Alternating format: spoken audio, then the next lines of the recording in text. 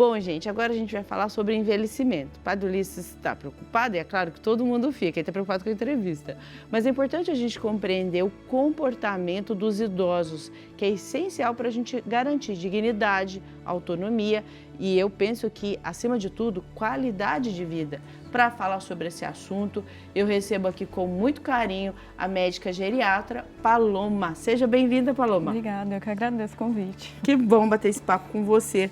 Bom, queria primeiramente que você falasse para nós, né? Porque como é importante a gente cuidar dos idosos. Mas o que muda no comportamento da pessoa idosa com o passar dos anos? Com o passar dos anos, o envelhecimento a gente fala que tem fisiológico, cabelo branco, a unha, né?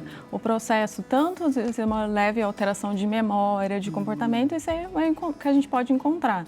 E quando o idoso acaba ficando um pouquinho mais irritado, ele pode ficar um pouquinho mais lento durante, né, o processo. A resposta, a gente tem uma resposta mais rápida quando a gente é mais jovem. No idoso, ele começa a ter uma resposta mais lenta ao estresse, à mudança de ambiente, né? E isso vai interferir, ele pode ficar um pouquinho mais ansioso, depressivo. E o próprio isolamento social, né, que ele deixou o idoso isolado e ele vai ficar mais depressivo, não vai querer sair.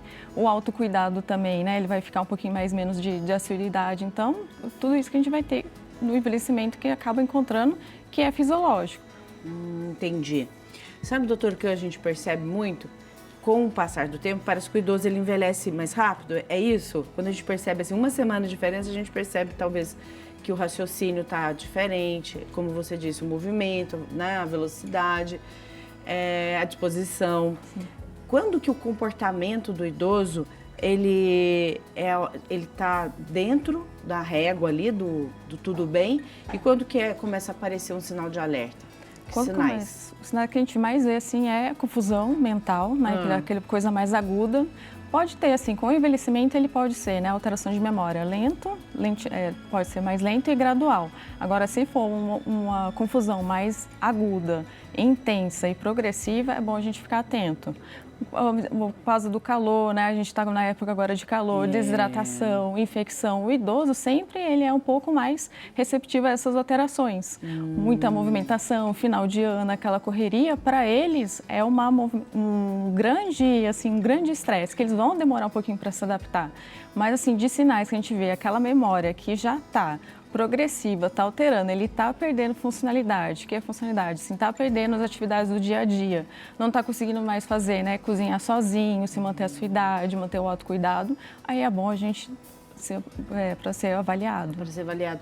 Quando o idoso ele começa a ter algumas alterações, mas ele tem dificuldade de aceitar ajuda, né? Que a gente percebe assim, a gente vai lá e fala: não, mãe, muitas pessoas assim, ainda mais que moram próximo aos pais, não, deixa que eu faço, a senhora já não pode mais dirigir, né? Ou o pai, olha, cuidado com o médico sozinho, deixa acompanhado. Quando tem a resistência, como que a família deve lidar? Porque é bem desafiador, né? É desafiador. Eu falei assim, que é paciência, não confrontar, né? Perguntar para ele o que ele vai querer. Às vezes muita família quer ele deixar numa bolha, não deixar fazer mais nada, sozinho. E isso vai acabar perdendo a autonomia. Né? Então o idoso tem que ter autonomia mesmo de fazer as coisas com dificuldade, mas a família tem que deixar fazer, né? Manter essa autonomia dele. E é sempre assim, é conversar, perguntar o que está acontecendo, sempre perguntar. O que isso está atrapalhando na vida do dia a dia? Eu sei que é difícil, muitas famílias muito corrido, né? A nossa rotina bem mais, né, corrida do que a deles, mas é sempre conversar e perguntar para ele o que está acontecendo. Porque às vezes pode ser uma dor, uma alteração, uma infecção, que às vezes o comportamento que vai alterar, ele não vai falar. Então, doutora, porque nesse caso, né, que ele não vai falar. Ele não vai falar e aí pode ir piorando. Pode. Né? Aí a família fica preocupada, você falou para ter paciência. Acho que é importante começar com um trabalho preventivo e já antes ir ao geriatra, começar já um acompanhamento? Sim, a gente fala assim que o geriatra não é só quando está com a doença já instalada, é prevenção, né? E assim, muda uma prevenção do idoso vai mudar completamente a qualidade de vida dele e o processo de envelhecimento também. Então, quando procurar um geriatra, assim, não quando a doença já está instalada, mas assim, com uma prevenção, uma dificuldade no envelhecimento que vai ter, né? A gente vai ter, não está acostumado com o envelhecimento. Não, assim, vai ter dificuldades? Vai sempre ter dificuldades. A cada ano, a cada mês vai ter dificuldade. E sempre nessa dificuldade, procurar um geriatra.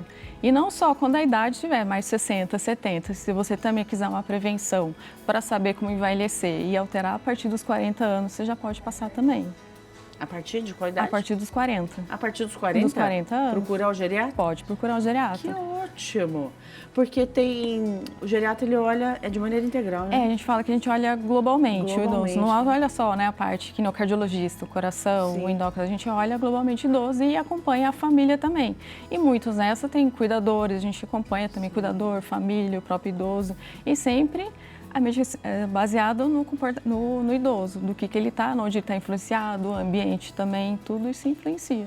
Você disse agora, né, que família precisa ter paciência. Eu acho que também é muito importante o que você podia dizer para a gente, né, a respeito da família, então procurar ajuda para poder ajudar. Porque existe, o que você disse, né, coloca muito na bolha ou no esquecimento, né, não sabe lidar, porque é novo para todo mundo, né, e tanto para quem está envelhecendo, para quem está ali com o idoso. De que maneira eles podem fazer esse ambiente ficar melhor? Não tentar confrontar, né, que nem falar assim, o idoso tem aquela, não é teimosia, mas aquela irritabilidade, alteração de humor que não vai ser normal de envelhecimento, sempre procurar, né, ajuda se acontecer alguma coisa fora da rotina dele. Conversa, tentar deixar o ambiente, manter rotina, né, porque o idoso ele gosta de rotina. Tá. Pode ser flexível, né? Às vezes assim, não tem aquela rotina flexível que a gente tem, mas pode, porque o cérebro vai tentar, ele vai ficar menos ansioso se ele ter uma rotina. Às vezes aquele dia, você aposentei, agora não tenho mais, né? Não tenho mais aquela atividade, não saio para trabalhar, não tenho mais os filhos para cuidar, mas ter uma rotina, ele ajuda bem. E ele fica menos ansioso, a memória melhora também, o sono melhora também.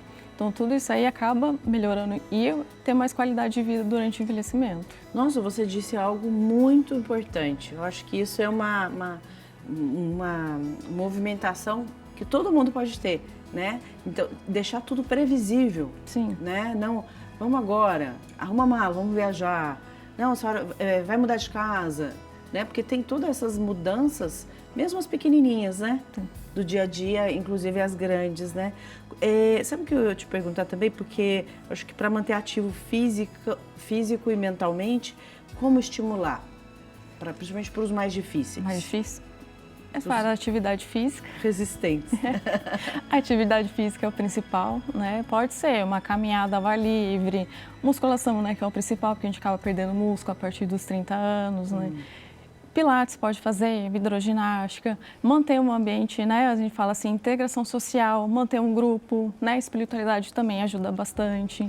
Então, manter o idoso nessa interação com a sociedade, porque a gente já tem um preconceito da sociedade que envelheceu, já não é mais útil. Mas não, deixar esse idoso sendo útil, pelo menos ter uma integração, né? Ele participando de uma coisa, aprender coisas novas, ajuda bastante, mas não que seja assim, obrigação.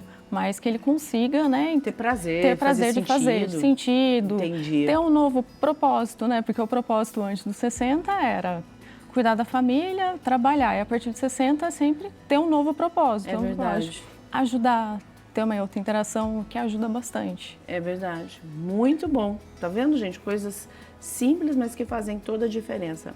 Doutora Paloma veio para cá para bater esse papo com a gente e nos ensinou bastante. Obrigada, viu, doutora? Foi ótimo. Muito obrigada pela disponibilidade. Um ótimo ano para você. Obrigada a todos nós. Que bom.